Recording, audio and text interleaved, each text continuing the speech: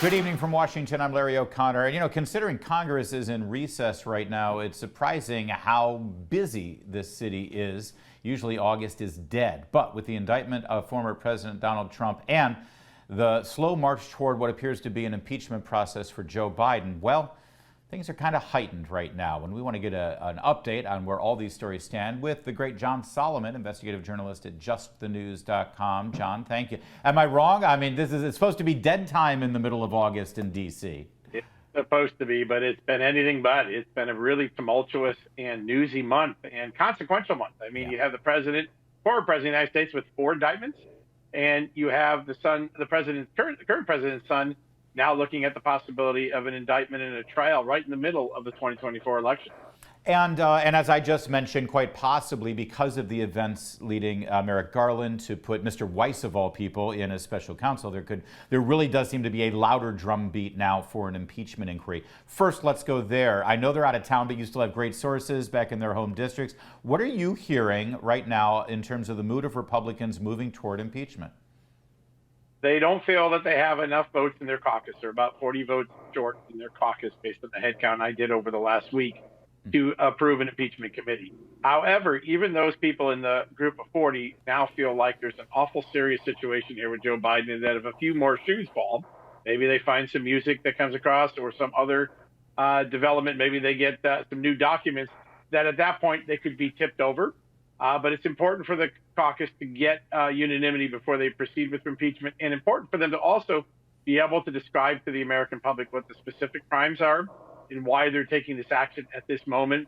I think they're a little ways off. I think there could be an interim step. I wouldn't be surprised if House Speaker Kevin McCarthy took all these disparate investigations and rolled them into one super committee, a select committee, to signal to the public that something more serious is going on, but we're not yet there to impeachment. But a select committee would have a lot more power to subpoena and compel, because the January 6th committee was a special select committee, not an impeachment committee, and it won scores of court cases compelling people to cooperate. So the courts in the District of Columbia have been on the side of giving Congress everything it wants. A select committee could potentially make that possible for them. Interesting. And certainly the events that have transpired over the last couple of weeks with regard to the whistleblower testimony, what we've learned about the operations in the Justice Department, FBI agent, now that testimony has been released corroborating the IRS whistleblowers. One thing is for certain. Politically, President Biden is not seen as the pristine, honest Joe. In fact, his ability to tell the truth and all of the lies that have piled up now over the years, that's really damaging what we're now calling the Biden brand.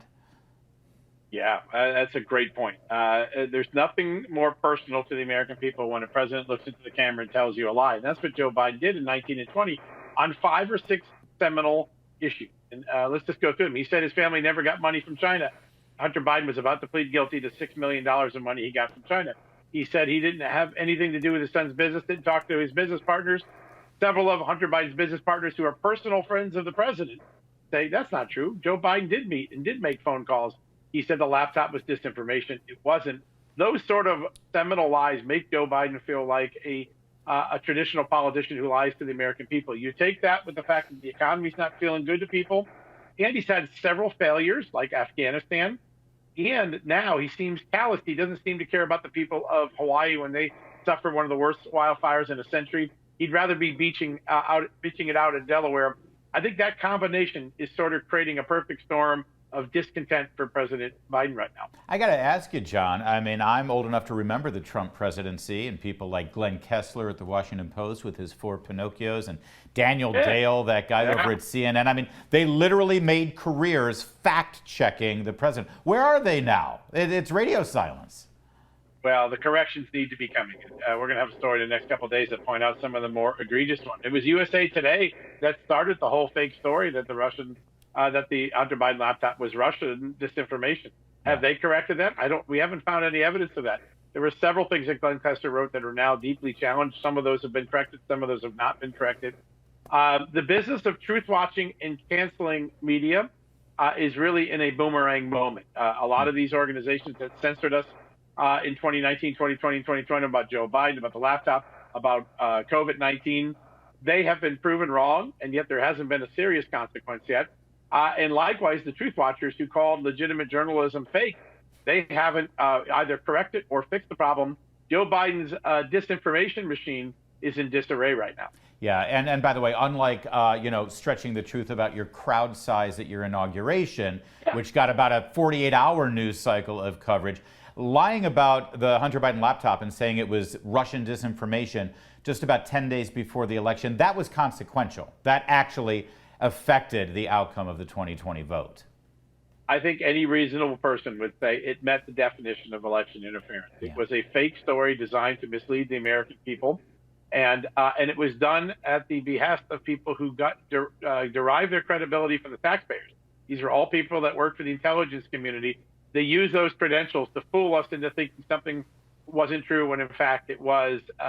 That is a hideous thing. I think it's going to be, as history looks back, one of the worst political dirty tricks played during election, with the exception maybe of Hillary Clinton's Russia collusion case, which we now know was so organized. The Steele dossier.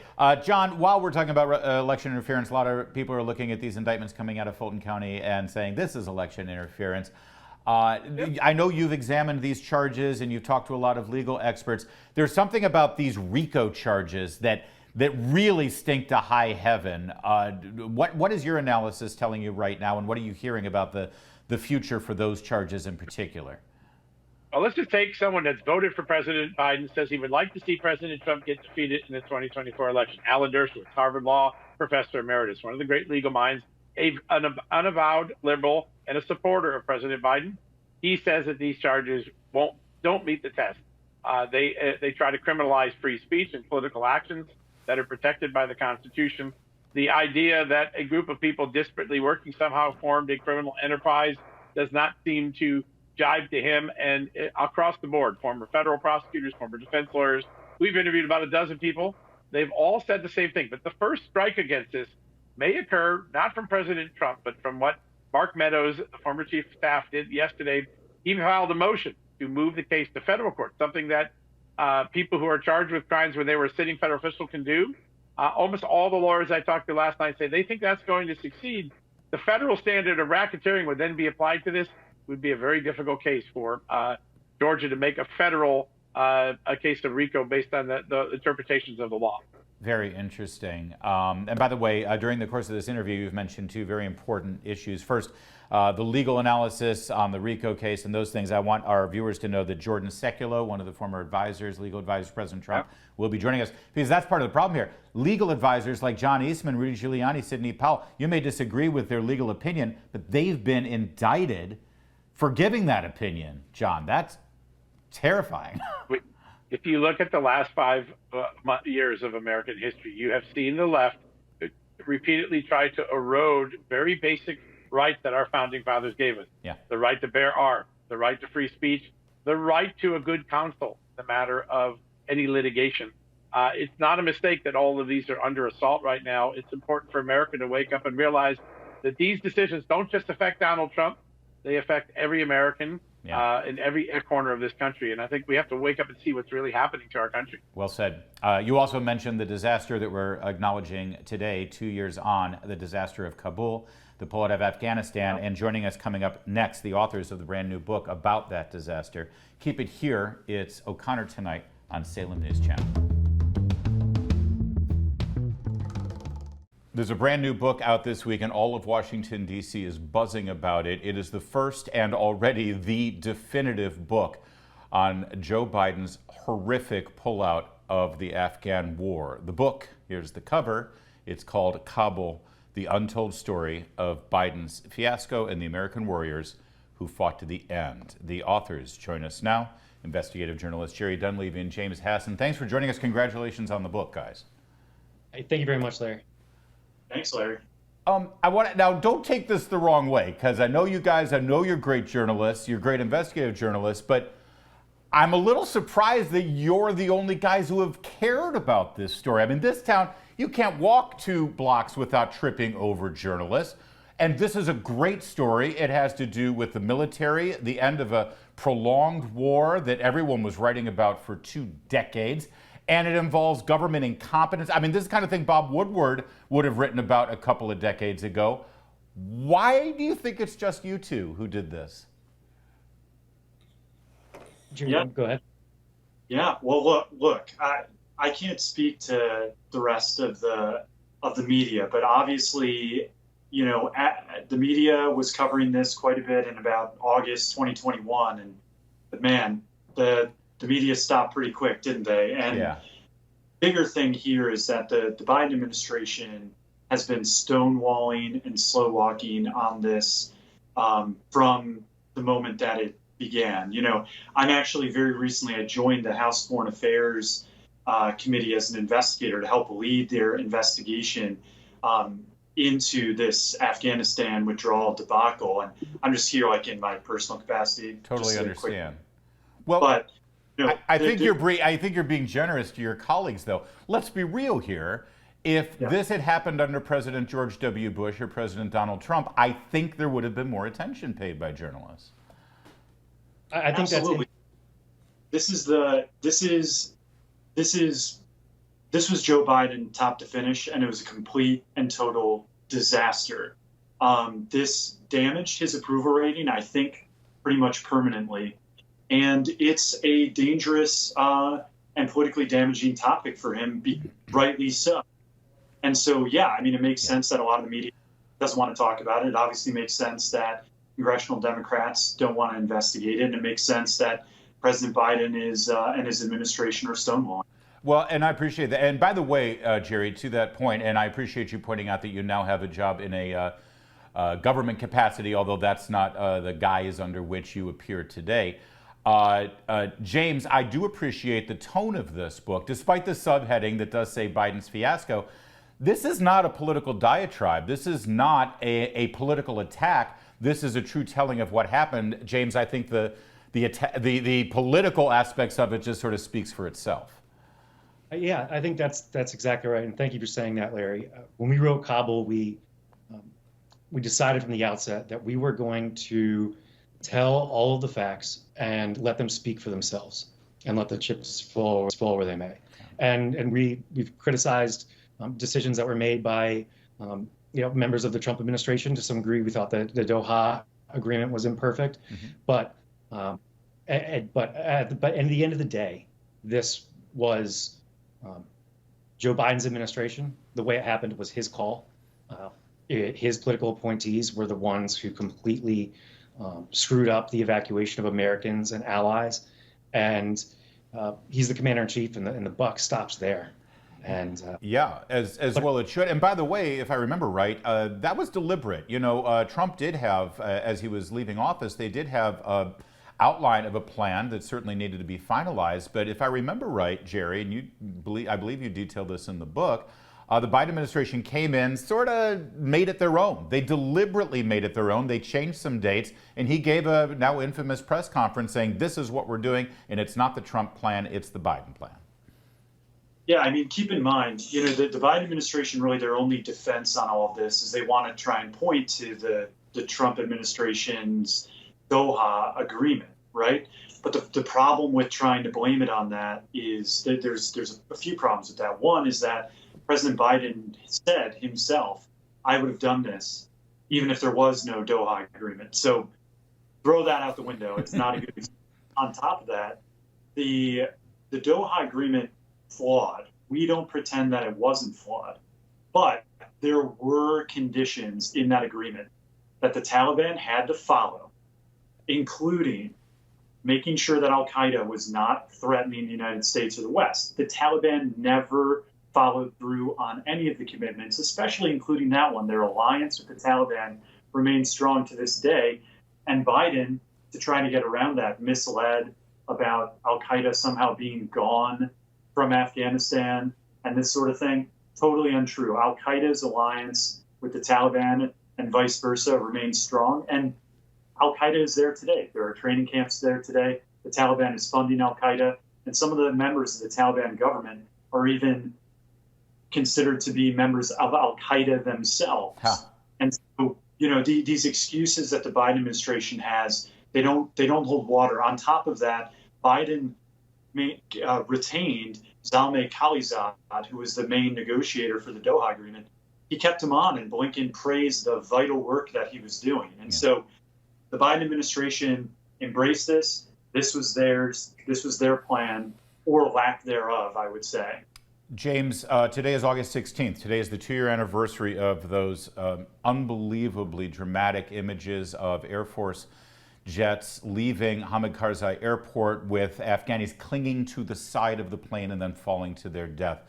And one thing that you address here that I think still hasn't been completely fleshed out in a congressional hearing is, why did they evacuate from Karzai Airport? Every single military veteran of the Afghan war that I've talked to said that was the original sin of this whole thing.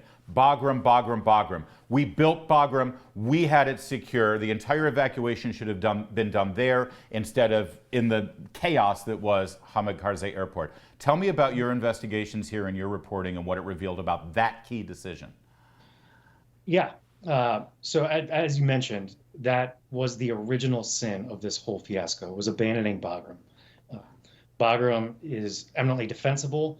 It had plenty of runways. It's built for the type of large-scale operations that would be needed for this kind of evacuation. And it would have allowed us to continue kind of holding the Taliban at bay, at least in that radius around Kabul and Bagram, where we could conduct an orderly exit. What I can tell you is Bagram is large. It takes a few thousand soldiers to be able to man effectively and to properly defend. And Joe Biden did not want to leave a few thousand troops. He wanted a number under 1,000. And if your number is under 1,000, then you have to close Bagram.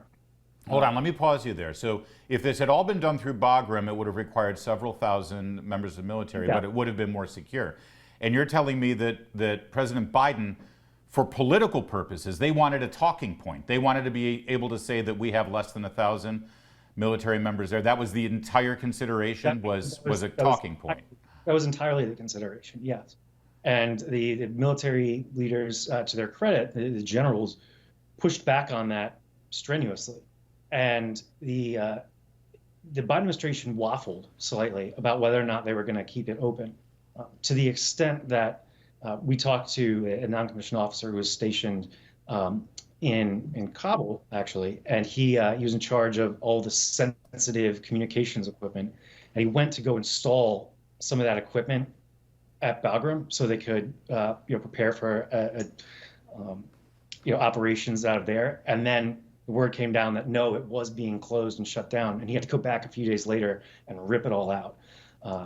But this was a political decision, and it was deadly. I'm glad that the brass at the Pentagon pushed back, but I mean, there have been times in our history where it would be more than pushback. There would be resignations tendered to protect the lives of our service members. And by the way, I appreciate the fact that you got that information from a non-commissioned officer. Obviously, you guys know what you're doing. You talk to the NCOs, not the actual officers. All right, stick with us, because when we come back, we're going to talk about probably some of the best reporting in this entire book, and that's saying something, and certainly the most thoroughly researched. The events of August 26th, the deadly day where we lost, needlessly, 13 members of our military.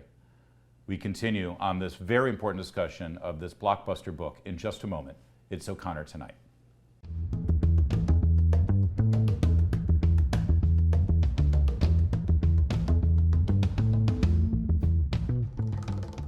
And we continue our in-depth conversation about the book that, frankly, every American should read, and certainly every candidate for the Republican nomination for president should read. Here's the cover. It's out this week. It's called Kabul: The Untold Story of Biden's Fiasco and the American Warriors Who Fought to the End. And I want to talk about those warriors now with our guests, the investigative journalists and authors of this book, Jerry Dunleavy and James Hassan. Gentlemen, let's start with you, Jerry. You meticulously go through the events that led to August 26th, and specifically that day. How many military personnel on the ground that day did you end up interviewing to get the full picture that you got? Yeah, we ended up interviewing dozens of people that were present on the ground at HKIA, and to a person, they talked about the danger of the situation that they were put in, an impossible situation where the U.S. military and military leadership was relying on the Taliban to provide security outside of Kabul airport. So you had massive crowds of people trying to escape. They would have to go through the gauntlet of the Taliban turning Americans away, beating Americans, beating our Afghan allies, and killing some of our Afghan allies and civilians in plain view of the military. And these Marines and these soldiers did not have permission to to really do anything about that like they would in a normal war because of the situation that President Joe Biden had put them in. And so this was a chaotic and terrifying and dangerous situation. So I got to pause you there, because if the Taliban is providing the security at the airport and facilitating who gets in and who gets out and even turning Americans away, what exactly were we doing there? I mean, these guys were, I remember, I think it was 5,000 or 6,000, if I remember right, who were basically sent back. They had just left, and the Biden administration, to clean up the mess and get rid of the ugly images they were seeing, they sent another several thousand back there. But if they weren't the ones providing security and they weren't the ones protecting Americans from the Taliban, what were they doing, Jerry? Literally, I still don't understand. Yeah. Well, look, the Taliban was tasked with security outside the airport. These Marines had to try and protect the airport itself. And of course, they were being threatened at all times by ISIS-K and also being threatened by the Taliban. I mean, there were firefights between U.S. troops that were there and some members of the Taliban throughout this evacuation. So they were doing a lot. They also would have to pull people out of the crowd, right? Because a lot of people that were in this crowd, I have no doubt that they were terrified about what life under the Taliban would be. And I have no doubt they probably thought their lives were in danger. But a lot of people in the crowd didn't have a specific connection to America. And so these Marines were having to spot people in the crowd, our Americans and our Afghan allies, like interpreters who had worked with us, would have to get people through, pull people out of the crowd, deal with crowd control. Okay. But that's after the Taliban's crack security team had already done their initial screening. All right, and just because there's so much to cover, and I want to move it. James, we get to that day, and it appears they had an inkling that something was up, right? Because at various times that day, they thought that they had an actual suicide bomber in their sights. What was the intelligence they had? Yeah, I think even if you just look at the public statements, and there's way more to it than that, but the public statements of the administration itself started warning that there's a rising threat from ISIS-K to the airfield, et cetera.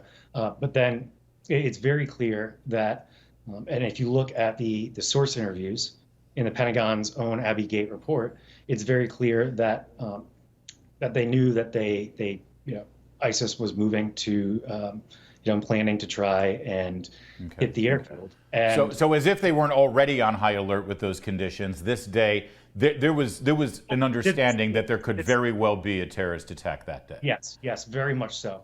And part of the issue was that they were under immense pressure to keep the gates open by the leaders in D.C. because the botched withdrawal led to all kinds of Americans and allies stuck at the back of the mobs outside the gates, unable to get in. Right.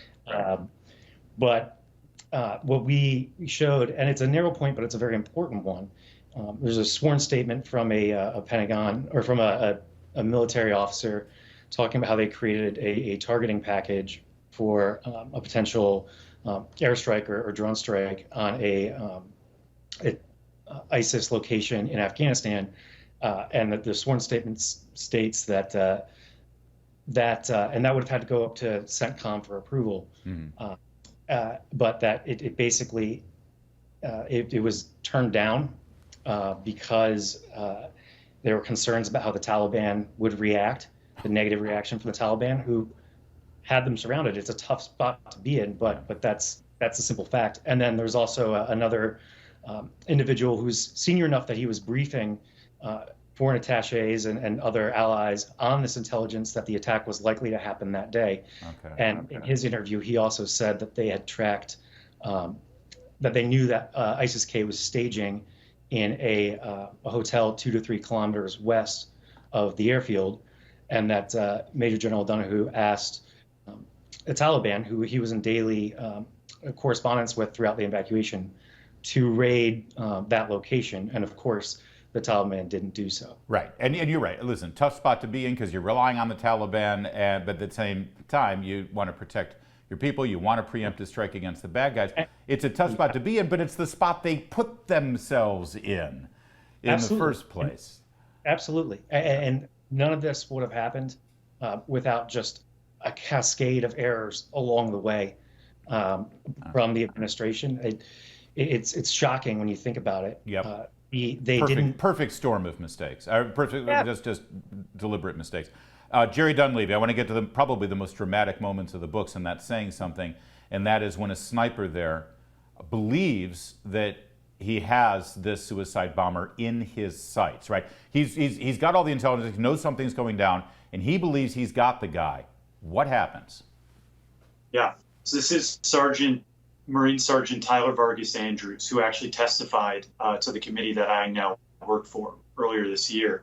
And he testified that, look, U.S. intelligence was sharing intelligence, providing descriptions of the bomber, as well as the likely timing of this attack. And the assessment was that this was going to be at Abbey Gate. And with this description of the bomber, this Marine sniper team believed that they had identified the suicide bomber in the crowd, fit the description, was acting extremely suspiciously. The sniper team asked their commanding officer, Lieutenant Colonel Brad Whited, if they could get permission to shoot the guy. And their commanding officer said that he didn't have the authority to give them permission. They asked him, who can give us that authority? And their commanding officer said he'd check. And according to their testimony, the CO never got back to them. The suicide bomber disappeared into the crowd. The bombing happened, and Tyler Vargas Andrews, the Marine sniper who believed that he had the suicide bomber in his sights, was actually grievously wounded then in the suicide bombing, lost 2 of his limbs, and obviously 13 Americans killed. And so there were opportunities here, I think, is what we lay out. At least opportunities where we could have been more proactive. And one just really quick point to keep in mind is that this suicide bomber, his name is Abdul Rahman al-Aghari. The Biden administration refuses to say his name, but he was freed from Bagram by the Taliban when they took it over. And so holding on to Bagram was not just a good idea to do a safe evacuation. It was a good idea because this guy who carried out the Abbey Gate attack would have still been in prison if we had held on to him. Yeah, I'll tell you, if people at Netflix or Amazon Prime or anywhere else in Hollywood want to make a dramatization of just this one portion of your book, frankly, about the events of August 26th, it would be a blockbuster, let alone the whole thing. Gentlemen, real fast, I've got less than a minute left, so it just has to be a yes or no. Have any of the presidential candidates' campaigns reached out to you two for a briefing on these matters? Not yet, no. But I expect that they all Yeah, well, they should. They absolutely should. This is the kind of stuff that should cost a man re-election at the very least, and hopefully you two will be able to provide that. I appreciate you joining us. I appreciate you writing the book. Congratulations on the success of it. You've earned it. Well done, gentlemen. Thank you, Larry. Thank you, Larry. There's more to come on O'Connor tonight. Please keep it right here. You're watching the Salem News Channel.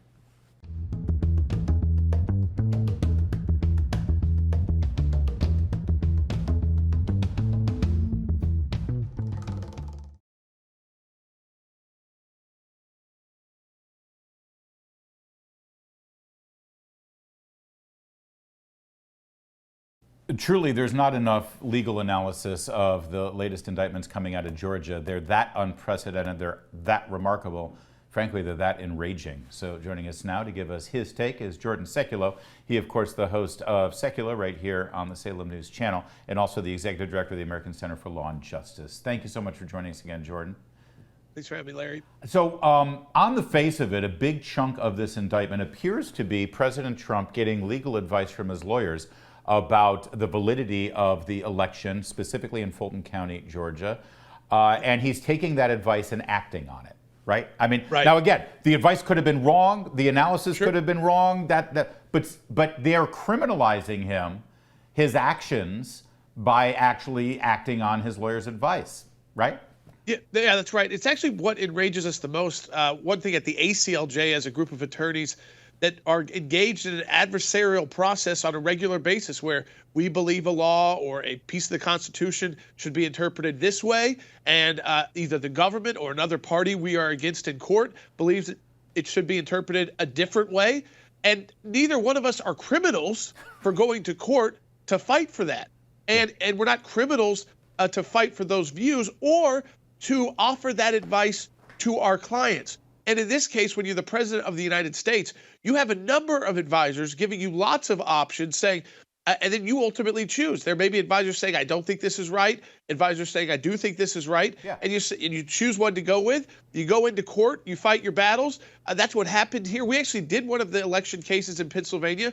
We set some ballots. We were able to set some ballots aside that weren't dated. There was a win there. I mean, so election challenges aren't RICO and they aren't criminal. It's normal in our process to have election day lawsuits filed, post-election lawsuits filed. But what is most, I think, dangerous here, Larry, as someone who also served on President Trump's legal team for the special counsel investigation and the first impeachment, is the attack on lawyers. Yeah. We are, in a sense, the bulletproof vest in between the legal system, the state, if you will, the prosecution, and our clients. Yeah. And when you can no longer be in that position and you have to fear becoming a defendant yourself by representing your client, we are no longer operating in the U.S. justice system that was created to have an equal justice under law. Yeah, I think people like to throw this term around a lot, but it certainly applies here. A chilling effect, 100% chilling effect. All right, so based on my understanding of Georgia law, though, the defense of, listen, I was just stating my opinion about how things were going with the election. I disagreed with the outcome, and therefore I was stating that opinion. Apparently, there is language in Georgia state law that says, and I'm quoting now, you can't make a false, fictitious, or fraudulent statement or representation in any matter within the jurisdiction of any department or agency of state government. In other words, because President Trump allegedly maintained his belief about the outcome of the election to the Secretary of State, that was a criminal act. Does that hold water? No, I don't think. I think this is, again, it's speech. The idea is that he believed what he believes it today. And well, again, he says it on the campaign trail over and over and over again. And people have said, even advised, say, hey, maybe stop talking about it. He doesn't. I mean, it's clearly that President Trump believes that the last election was stolen. Whether you believe that or not doesn't matter. He believes it. He did not think he was fraudulently going in there and lying by pursuing that belief and trying to correct a wrong that he believed in and that his team of attorneys were advising him on. Yeah. How to correct that wrong. It's not like he tried to do it himself. He went to a group of experts, law professors, well-known attorneys in Georgia, criminal defense attorneys in Georgia, election law attorneys in Georgia, and said, what could be done here? Let's try. It's okay in the U.S. legal system, or groups like the ACLJ wouldn't exist, to try novel, new approaches under the law. It's something you do when you zealously represent your client. And like you said, Larry, when it's a chilling effect, this time not so much just on speech. I would say the D.C. case, that's a chilling effect on speech right there. This Georgia case is a chilling effect on getting legal representation. We already know that President Trump has a tough time with a lot of these big law firms not wanting to represent him. So people are having to leave their jobs at big firms to represent him, and then they end up as criminal defendants. So what do you think their ultimate goal here is? It's not to put people behind bars. It's to make everyone think twice before associating with President Trump to damage him politically. All right. Now, some of the analysts out there who are a little bit more sympathetic to this indictment, or these indictments, I should say, sure, they'll say, listen, this goes well beyond speech. What President Trump did wasn't just voice his opinion. He was taking actions. They point to the alternate slate of electors. They point to various other actions that there's alleged in the indictment. How do you respond to that? It's interesting. Alternate slate of electors and the Electoral Count Act has gone back and forth in court over the years. JFK actually had a proposed alternate set of electors once out of Hawaii. And I mean, there was no criminal charges filed there. It was, again, there was questions about the election, the results coming in late. So they had assembled that team. If you look at the charges, I would say that those are probably the most unique in this, Larry. I'd say if there were people who did what this alleges, I'm not sure they did, but if they did what they alleges, then they may be in some trouble. If you went and said that you were part of a actual government agency, as they allege, and you could, put your stamp as a formal stamp as the state of Georgia, that might again propose some issues. That would be fraud. That would be fraud and misrepresentation. At this point, that's what the prosecution is alleging, and we haven't heard the defense yet to that. And I think that's going to be very important, and it's going to be a very long time from now. There are some out there who are looking at this and saying, on a political basis, saying they welcome it on behalf of President Trump because he always does better in the polls when he gets indicted, and we're seeing that play out. But also because now President Trump can actually make good on his allegations that he's got the power of discovery. He has to be able to present a robust defense, and now this is his chance to prove his case about the 2020 election. Is that the appropriate legal strategy here, to actually relitigate the 2020 election? Or what, you're the counselor here, what do you think? I think you absolutely use discovery to get as much information as possible that was withheld from you in the last election. You can do that with your attorneys without relitigating it necessarily on the campaign trail. On the campaign trail, you can talk about the issues facing the country right now, what people are really concerned about, the economy, our standing internationally, China, immigration, our border, the drug crisis in America, the list goes on, inflation, etc. But your attorneys then can use this opportunity to have a power that they have never had before, and that is full discovery. Because if you're alleging it was a lie, then they get to go back and say, well, give us the information that proves it's a lie. Yeah. Because we're going to ask for this information, and you really have definitive proof of A or B or C. So that's why this is, I think, of all the cases, I can go through. New York is a waste of a case. D.C. is a free speech case. The case out of Florida is a complicated documents case, so it takes time because it involves classified documents, and an untested constitutional issue about how the president can declassify and classify documents. This is the most complicated. There's 19 total defendants here, 41 different charges. This is going to go on for a while, unfortunately. And in groups like the ACLJ, we're actually looking at how we can assist some of these people who have been charged. And we're looking at setting up legal defense funds and other avenues like that. Okay. We're just in that starting process now. Yeah, but this is the case that has that tangible possibility of seeing the evidence about that election. And it's funny. It is. The vast majority, if not all of the cases after Election Day were dismissed because we were told President Trump didn't have standing. Well, he certainly has standing here.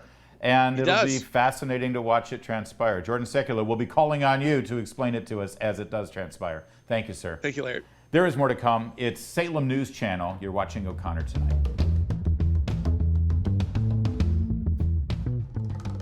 We've been raising a warning here on this program about the danger when you have the Justice Department going after political enemies of the sitting president, unleashing the FBI to bully and intimidate lawyers and advisors to a political rival to the sitting president. It's third world stuff. It's Banana Republic stuff. We've been talking about this a lot. And, you know, there was a time in this country not too long ago when we weren't the only ones saying that. You might be surprised who else had those concerns.